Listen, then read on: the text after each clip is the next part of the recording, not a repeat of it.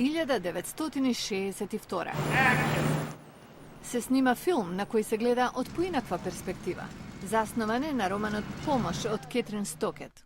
Приказна е за 3 црни слугинки кои работат за белци на американскиот сегрегиран југ.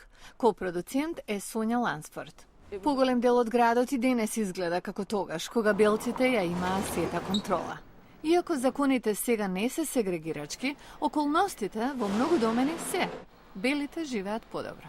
Керолин Мекадамс е градоначалник на Гринвуд. Нема да ја кажам вистината ако речем дека се е хармонично овде, но гледам дека се менува. Илустративен пример за таа промена е незиниот избор со помош на гласови на африкански американци, кои чинат 2/3 од населението во овој јужен град. Таа го победи конкурентот, африкански американец.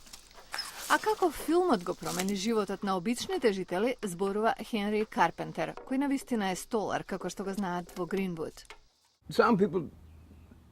Некои луѓе сега покажуваат повеќе почит према мене, белите посебно. Тој на времето работел на плантажа за белци. Филмот се очекува да донесе $13 милиони во градот. Работа за 1200 статисти, $125 на ден за изнајмување старенски автомобил. Рестораните имаат 23% зголемување на профитот.